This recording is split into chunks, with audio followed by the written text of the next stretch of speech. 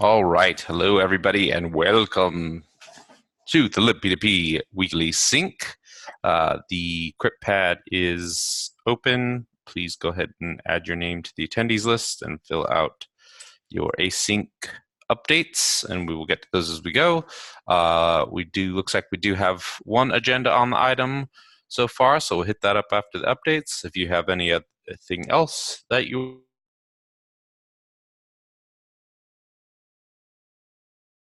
You sorry, yeah, unmuted. Yeah. unmuted, yeah. This participant admitting is a bit annoying. But yeah, if you have any other agenda items you want to talk about, go ahead and add those to the list as well. And we'll go ahead and kick things off with the weekly updates, starting with Raul. Yay. So I'm landing back. I haven't opened the crypt pad, sorry. So I'm doing this from memory. I'm landing back from holiday. It was great. I definitely needed that time. We embarked straight away into the ResNet Lab intensive workshop here in Amsterdam. I'm gonna be traveling back to Tenerife tomorrow. But yeah, it was a super productive workshop. We discussed there are a lot of ideas to fix content routing, to fix content provision, to fix a number of things that are failing. We also discussed ideas for telemetry, open telemetry, and a bunch of other things. Steb and I are putting together a technical plan to deliver on this. A bunch of you are probably going to get pulled in different capacities to help with the initiative. Fixing content routing is going to be a major theme for IPFS and libp2p over the next weeks, months, potentially, definitely quarter 1 and potentially bleeding over to quarter 2. So yeah, those some people are going to get pulled in, and I'll ping you directly. Fear nothing. It's gonna be awesome, and we're gonna fix all the problems, and we have a very clear we gained a lot of insight, and we have very clear directions and design proposals on the things that we want to implement. We are actually planning these over time for for once. So yeah, things are gonna get very clear. There's gonna be a clear execution plan. So yeah, this is gonna be a super productive and um, super focused effort. So yeah, in line with that, Steb and I have been working on itemizing the technical plan for the immediate fixes that we wanna land, and staggering them over time as well, and so on. Another thing that I worked on was on defining a widget for Nearform to implement within the Phantom Drift project. We had originally discussed that we would, as part of the scope, that would be delivering a widget for the DHT to visualize DHT queries, but we pivoted that to visualize the routing table state. So I pasted a link to the definition of that widget in case you're interested in taking a peek at it. And yeah, we have a new person coming into the team in 2 days. His name is Arsh Shah. You've probably heard of him, and several of you have participating maybe in the hiring process and other exchanges. So yeah, he's coming in 2 days, and I'm defining the work plan for him. So this is super exciting. He's initially going to be focused on instrumentation and introspection and observability in Go libp2p. And yeah, next I'm gonna be migrating all issues from inner Go libp2p repos to the top level repo. Super excited for this because and applying the labeling taxonomy. This is just the start, and I'll talk about this in a few minutes in the next agenda item after the updates. And yeah, I'm gonna be continuing to define a technical plan for content routing with Steb. Also defining the technical execution plan for unblocking the Go IPFS 0.5 release from the perspective of test ground. So what is necessary from test ground to actually unblock that release. I really want to get to reviewing the signed peer routing records entirely. I've been doing like piecemeal reviews, but I really want to do a holistic review because it does touch on many components at once. and we are starting performance review cycles. So some of my time is going to be invested in that. And that's all for me regarding status updates. Sweet. Any questions for Raul? Hello, Raul. It's Yanis. Can you? So you mentioned you work with Stead to get some of the stuff we discussed in Amsterdam more onto the roadmap. Is it possible to share when you get a chance the document? Because I'm going to be doing the same with the rest of the proposals. So yeah, it will help if I cross-check. Yeah, totally.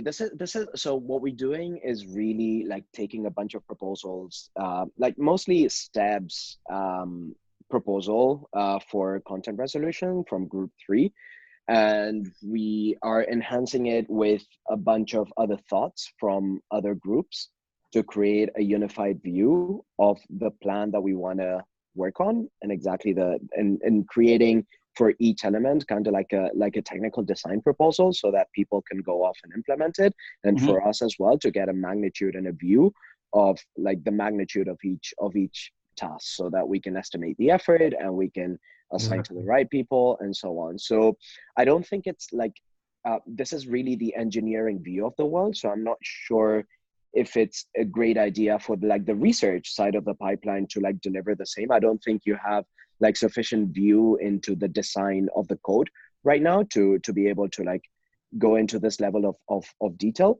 I think this is more on the engineering side of the pipeline, right? But definitely like once we're done with this, I plan on like making it widely available everywhere. Yeah, sure. So what I'm planning to do is to kind of rank all the proposals. First of all, possibly put them together or take bits and pieces from several proposals and have a more holistic like approach to some of them.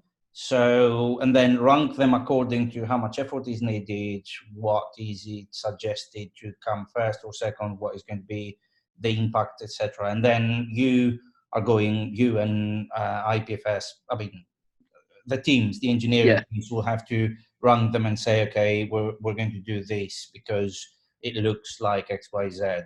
So having a view, exactly because of what you say, I don't have a very clear view of the engineering part. Having some input into this will help me, basically rank them even faster. Yeah, totally. And mostly what we've been focusing so far, and I think it's like the bulk of at least the set of changes that we want to introduce that are not implying a complete rethink of how we do content routing, but rather are on the incremental side of things. We have been discussing these things for like months in the libp2p team, and you're also well aware of that.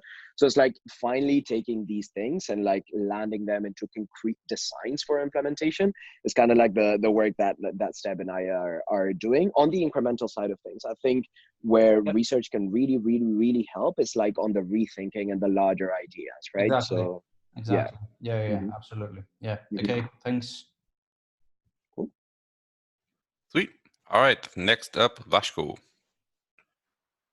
Hey everyone. So last week, by the end of it, I was a little bit sick, so I didn't have the progress that I intended to. So basically, I addressed some of the Jacob's latest reviews, mostly on the GSWP examples. Then I was today debugging a regression issue that already appeared last week regarding parallel dials. Now I think I got to the base of the issue. I was talking with Jacob before the call about it. Then I also started working on the GSP Stardust, which basically Machi, a GSP contributed work done, I think like a year ago, and we were thinking about using it to replace WebSocket Star. To improve our browser support, and I've been doing the first step on refactoring it to have a promise-based API, and now I need to do a bunch of other stuff. Basically, for this week, I went eventually to get to it, but I need to update the Mplex and the multi-stream select that that repo uses, and also switch from the previous connection interface to the new one, and also the async iterators instead of pull streams. Besides that, for this week, I want to get all other PRs that I have open landing in libp2p once Jacob has time to review them, and help with other release stuff that appears. And finally, I will be out on holiday from this Friday and the next 2 weeks. So if anyone needs anything from me, try to ping me soon. And that's it. Sweet. I'll make sure to give a final review of everything by tomorrow morning. Any other questions for Vashko? Nope. All right. Next is me. So yeah, I am pretty much just focused now on final bugs and documentation update for the refactor. That's super close. We've fixed a few minor bugs in JSIPFS as part of that integration. And so we're working on finish up those final bugs, and then we'll target a release candidate, a final release candidate, which should be this week.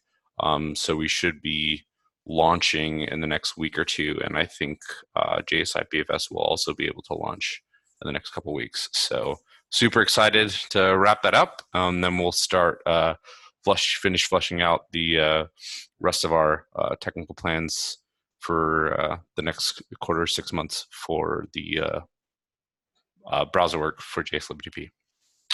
Are we still going to do a big staging for when we launch Async-await? Async-await, Async-await, Async-await. It's going to be a big party. Yeah. Big bash. Yeah.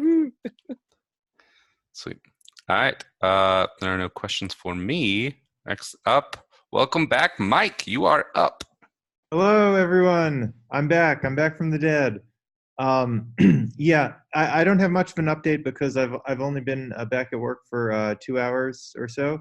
But basically, yeah, no, I took about a month off, and it just really like disconnected from everything PL, and I feel refreshed now, and really excited for a good 2020. So I'll just be catching up probably the next few days, most of this week, and it looks like the first thing I'll be doing is orchestrating the whole perf review process for libp2p. Yeah, I'm looking forward to getting caught up on everything, and then helping us have a really great year in 2020. That's all I got.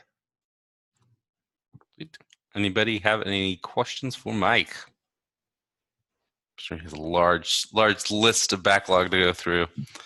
So, sweet. All right. Next up, Yusuf. Yeah, I did some stuff last week on the routing records PR to kind of pull in roles feedback. There's some changes that I still haven't pushed for Go libp2p, but it's nothing major. It's just the name changes that took place in the core PR. So again, there's like one place where Go libp2p was relying on some interface methods, and now it'll have to do a typecast. So I would just have to clean that up a little bit and push it. Otherwise, I'm gonna chill at the NSViso had a comment on my Pure Store PR, so I'm gonna try and hit that today. On Friday, I started a test ground plan for secure channels, and I got that working today.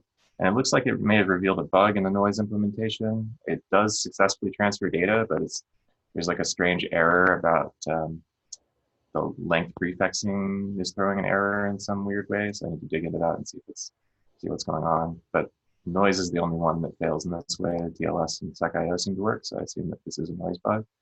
I'm going to dig into that, and then to probably clean up that test plan a little bit and add a README and stuff like that. And then I'd like to add, the next step for noise is to add it as an experiment to Go IPFS, so we can try and actually use it in production. Verlo and I were talking about that on Friday, so that should be pretty easy. And then, yeah, just try to close the loop on routing records, I think is the another thing for this week. There's some other noise-related stuff. I just want to go through the issues and make sure I'm not leaving anything big that's easy on the table. The next noise thing in my mind, once I'm fairly confident that it will work within Go, is to try and set up the JavaScript interop test, because those guys are making pretty good progress and they have enough to test with now. So I'm gonna also try to make progress on that. But that might not happen for the next, like, I mean, that might be a few days off. So we'll see. Well, I have a question for you. Mm-hmm. How did you find the experience of developing a test plan for TestPlan? I mean, we discussed this on Friday. Yeah, I hadn't, I mean, this is my first time actually digging in and doing it. So far, it's been pretty good. I've been like, I sort of copied the placebo plan that just like, you know, and then I stole a bunch of like helper code from the bitswap test plan. Things like getting the addresses of the remote peers and like just interacting with the sync service and stuff. So it wasn't bad. Like, I wonder, maybe I should try to write some notes about the things that were a little non-obvious, because like while they're fresh in my head. Yeah. Like, Yes, please. yeah. Cool. Yeah. So any particulars that come to mind?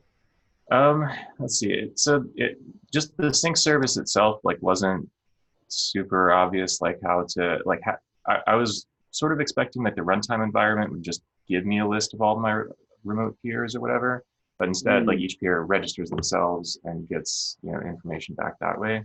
And I haven't done, like, it looks like I can do more with that sync service, like you can register your own subtree and stuff like that, but I haven't looked into that at all. So I'm kind of curious, like what else is there.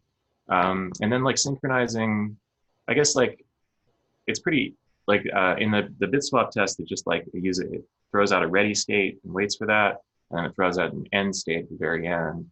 So I just am doing that as well. But is that like, I don't know if it's like the correct way to do it, I guess, is all. Yeah. See, the reason, why don't you do one thing? Why don't you join the TestGround weekly meeting tomorrow and tell us a little bit about your experience? I think that would be wonderful. That's a good idea. Yeah, cool. Yeah, and then we can discuss. One thing I'll try to remember to say there as well, but like when you're developing locally, the cached artifact from the last build is still there, unless you can't commit it. So. Definitely have to remove that shitty cache. It is it is a foot gun. Like most of us always. I definitely scratched my head for a minute. I was like, wait, I know I changed that, Yeah, that's a foot gun right now. It makes everybody trip over, and we just have to remove that feature because it wasn't well built, and right on. And it just needs to go. And each like Go already keeps a cache of binaries anyway. Yeah. So, well, actually, we'll only rebuild a binary if like something has changed. And Docker also has a cache, so there's no reason why we should be having like an application level cache anyway, which doesn't work. So yeah, this has to go. Okay, Good cool. point. Yeah, that was actually the only annoying thing, really. Everything else was just me trying to figure out how things work. That was the one I was like, damn it. But, yeah. Awesome. Yeah. Cool. Thank you. Yeah. Any other questions for Yusuf? All right. We are through the written weekly updates, but we still have a couple folks. Yes, we have a poll here. Yeah, well, I didn't fill in an update because mostly I'm blocked because I want to merging the Github 311, the Prune Saints PR, so I can start working on the scoring function. But currently I did a bunch of thinking, I'm pretty much ready to implement it. The only thing that's not clear yet is how to deliver the events for monitoring the internals of the mesh state into the application level scoring function. That's the only thing that I haven't resolved yet. So I'm waiting for Yusuf's PRs to merge so that I can finish up the peer exchange PR and then get to work on the scoring function. That's my measly update. Okay, let's do one thing. I promise, and you can hold me accountable and like kick me if I don't do it, to review so I'm going to be traveling tomorrow and I have a really early wake up tomorrow. So either I get to reviewing this on the plane tomorrow, or I review it on Wednesday. And that will be that it's blocking on me right now. So Wednesday is the latest that you'll get the review from me. Okay, that's cool.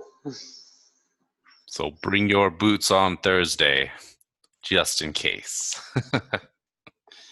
We don't have a meeting on Thursday, so it's fine. All right. Any other questions for Vizo? Yanis, did you want to give an update? Yeah, good. I didn't. So I was at a research intensive workshop and did a lot of work in trying to organize it, as some of you know, being there.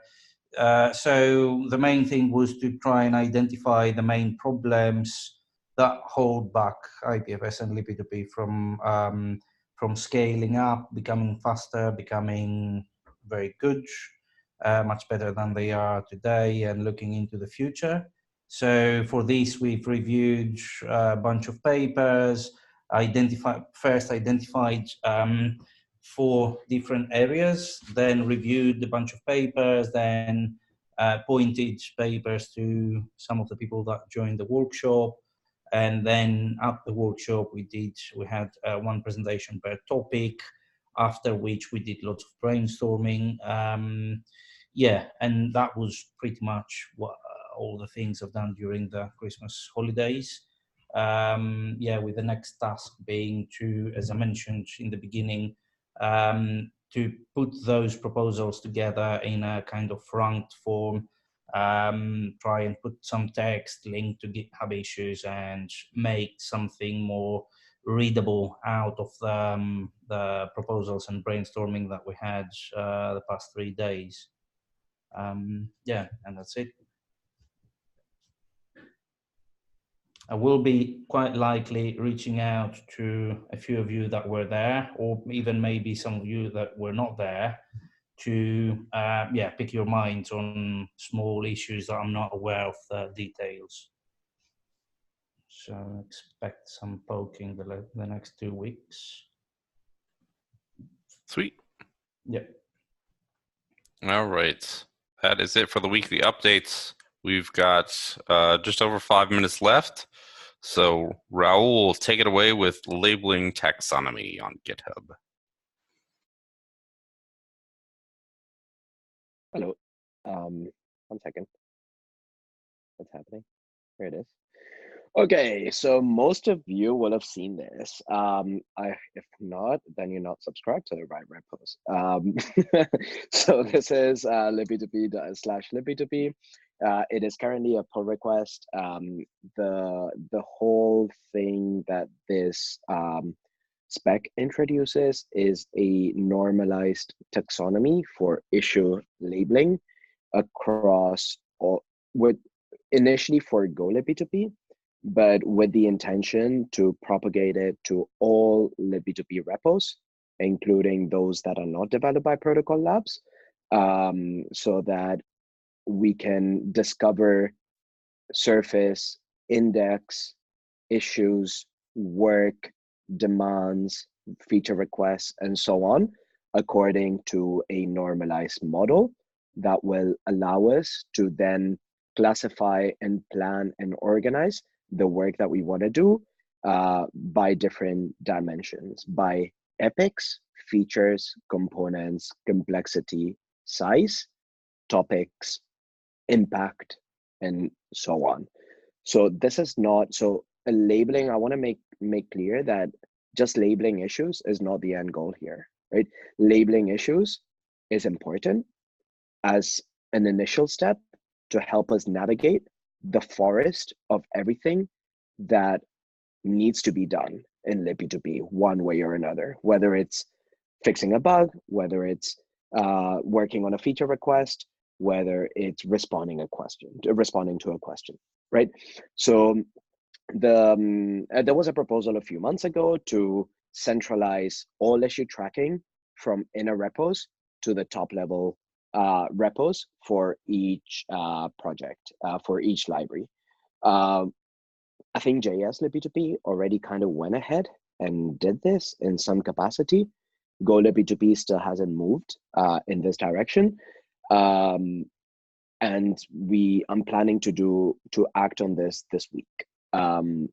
So basically, the idea of this labeling taxonomy is to serve as a building block to allow us to organize work much better. So what we're doing here, given the fact that right now issues are inherently organized by the component where they belong, this classification is very useful.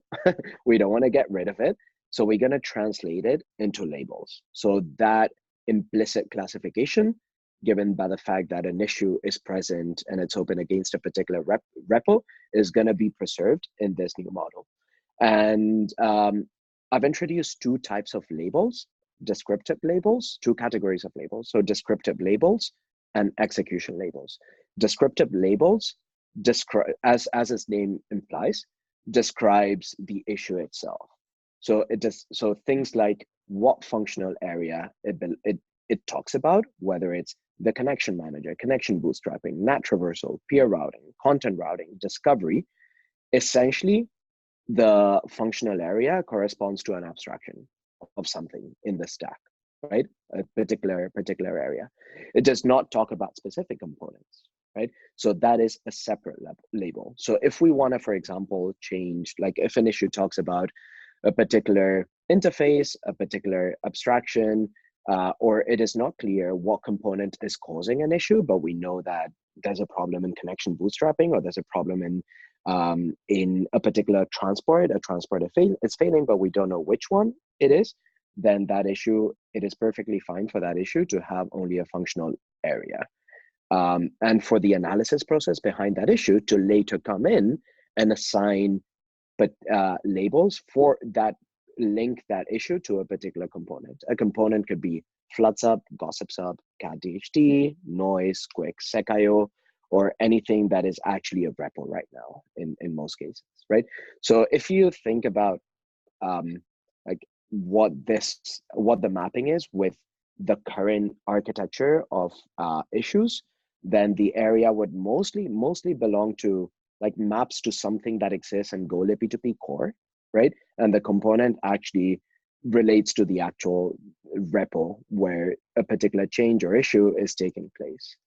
Then another dimension for classifying issues is the difficulty of the issue. So an issue can be trivial, easy, medium, hard, or expert level.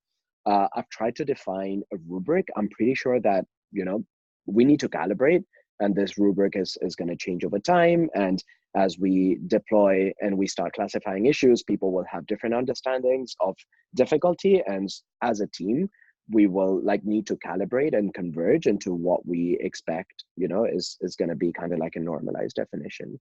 I did try to add some heuristics here. So for example, a trivial issue is something that can confidently be tackled by a newcomer who's widely unfamiliar with libp2p. So there is some unfinished sentences as I see here, but for example, an expert level issue is something that requires extensive knowledge of the history, implications, ramifications of the issue, as well as a deep understanding of the libp2p stack. So stuff related to, for example, multi-select 2.0 would probably be expert level, and something that can be done by anybody in the community would probably be a trivial difficulty level. Then there is another dimension, which is size, which is basically the amount of work that an issue entails. The kind of the issue is also important to capture. So this basically, the kind describes the nature of the issue. An issue could be a bug, an improvement. It could be a tracking issue. For example, there's an issue in CatDHT, which is the critical path towards DHT efficiency, right? And this is an umbrella issue that lists many other issues. That would be a tracking issue, right? With component CatDHT and with area content routing, right? We have the impact label, which contextualizes the impact of a particular issue and shapes also the severity of the issue.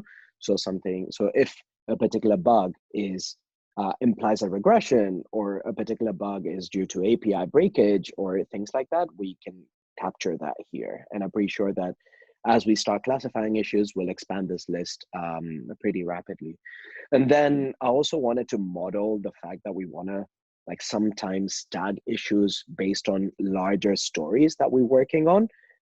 or larger initiatives that we're working on, and I modeled that by using the topic keyword. So a topic is a particular theme, is a theme that is attached to that issue. So if an issue has to do with docs or it has to do with interoperability, then it can get classified in that manner. One thing that I want to mention is that the classification of labels between descriptive labels and execution labels, which I'm going to go into right now, is deliberate in the sense that descriptive labels can, in many cases, be assigned by the author of the label, of the issue itself. So in the future, we may want to have a bot such that when somebody opens an issue, it pings them on GitHub, and Kubernetes has this, I think Rust has this as well, and it tells them, hey, write a comment, mention me, the bot, and tell me which labels you want me to apply, because an author of an issue, if they're not a contributor to the repo, cannot apply labels. Only contributors and triagers and writers can actually apply labels to issues. So we can circumvent this limitation by using a bot, which is what large projects do out there, if we want to invert the control of applying descriptive labels. Now, there's another category of labels, which are execution labels. So this is, these labels have to do with the workflow. So now we have an issue, how are we going to work on it? If we're going to work on it, right? So things like priority and the status of a particular issue are things that are workflow relevant, right? And finally, I wanted to model as well what I'm calling hints or advisories for issues. So things like, hey, this is a good first issue. If you're a newcomer, then this is a hint, right? This is a good first issue for you to work on. Or things like needs a decision, needs triaging, needs analysis, needs author input, needs team input, right? I think we'll play by the ear. It's like, this is an initial proposal. All of this, like this particular, the execution side of things relies on some kind of workflow, right? So as I said before, having a labeling and a classification taxonomy is not the end goal. It is a building block that allows us to create workflows, to group work and to tackle work by understanding what that work is and categorizing it so that we can create workflows on top of it, right? So all of this is going to evolve as we move forward. This is just the start of bringing structure into the Go libp2p project. As we discussed in Costa Rica and so on, we are all craving better organization and better structure for the work that we do and better clarity. And this is just the initial step to allow us to navigate the forest of everything that we need to do that has been open against our repo. So the plan to implement this is we're going to be using GitHub Actions, or the proposal here rather, and like I want to get a sense of what you think, what everybody here thinks about this, is I'd like us to use a GitHub action that basically allows us to declare the labels and the descriptions of the labels and the color of the labels and all these things in a YAML file or in a JSON file. There are several actions, GitHub Actions, and each one uses a different kind of file. That basically allows us to declare the metadata for the label. Every time that you make a commit and you change that file, the bot, the action runs and it modifies the labels on the GitHub repo. So that removes the necessity of fiddling with labels and the GitHub UI manually. And it also allows us to track in version control the history of how labels change and like the configuration of labels themselves. And it also allows us to basically take a snapshot of all the labels and like apply the same label definition to any other repo, JS libp2p, Rust libp2p, or anything that we want to apply moving forward, right? Then I started writing a script to do a bulk transfer of all the issues from inner repos to the top level Go libp2p repo by using the transfer issue GraphQL mutation in the GitHub API. It's very simple. And basically I'm gonna transfer this will transfer issues, and it will attach the right labels to the issues based on the provenance of the issue, based on the source, on the current repo where the issue is located.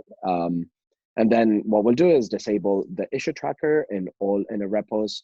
And then here's where the fun begins.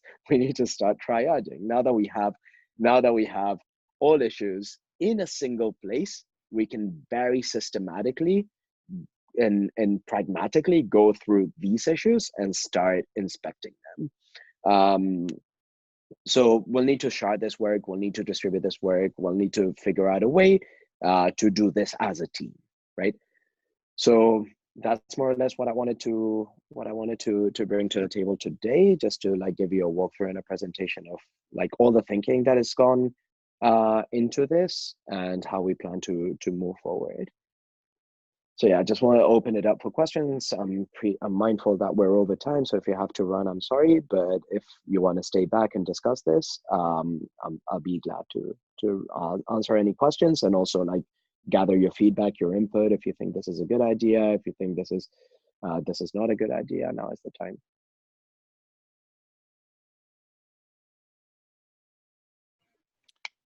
Overall, yeah, I think it looks good, and it's going to enable us to use some stuff also in ZenHub to cleanly coordinate issues, because we talked about in November about reorganizing and getting away from OKRs and getting a prioritized backlog for people to jump into, and moving stuff around with labels and making filtering a lot easier.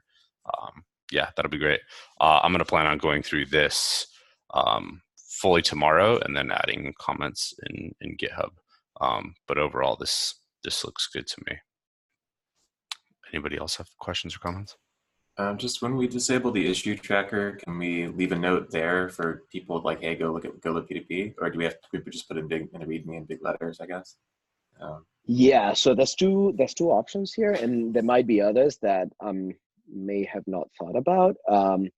The simplest option is to disable the issue tracker, which will basically make the tab disappear entirely, and it might leave people a bit puzzled because, like, I would say most people on GitHub expect to find the issue the issues tab on repos.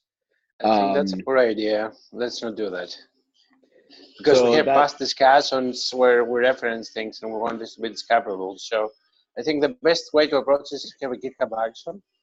And if someone happens to open an issue in one of the leaf repos, then automatically migrate it. Yeah, so that is the second option. The option is to leave. The other option is to leave the issue tracker open. Been a huge issue with like all kinds of emojis and visual cues, so that people know that this is not the right place to open an issue. We forward them to the right place. But still, we automate whenever somebody opens an issue. We automate the transfer to the top level issue, to the top level repo. And by the way, when we transfer issues, the old links are still preserved. So GitHub redirects old issues, the old link to the new location of the issue. So we shouldn't. So that's not like broken links is not what worries me. It's more the experience of like wanting to open an issue and suddenly not finding an issue tracker, and now I have to read through the README, right, to understand what the hell is up with this. Right.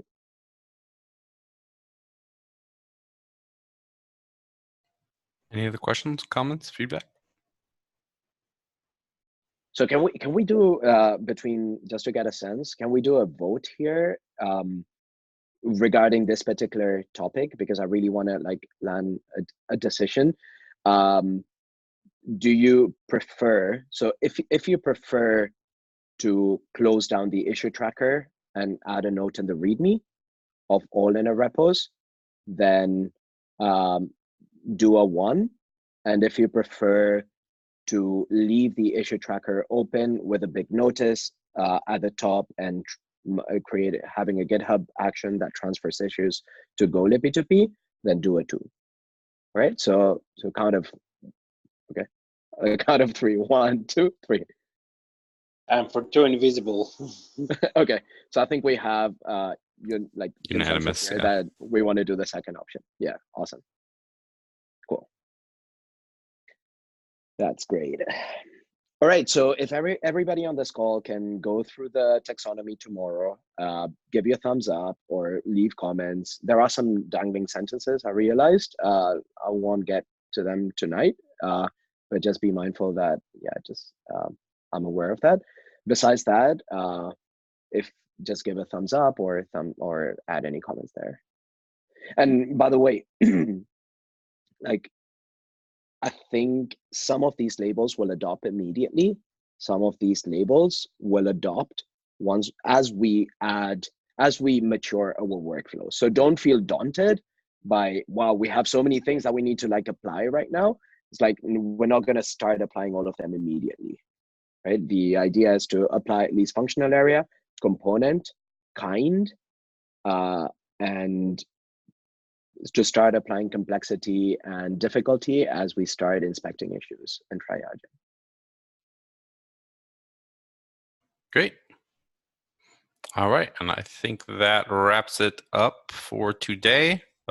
Make sure to jump into that and comment in the next few days so we can roll that out.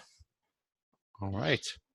Everybody have a good rest of the week, and we will see you next Monday. Bye.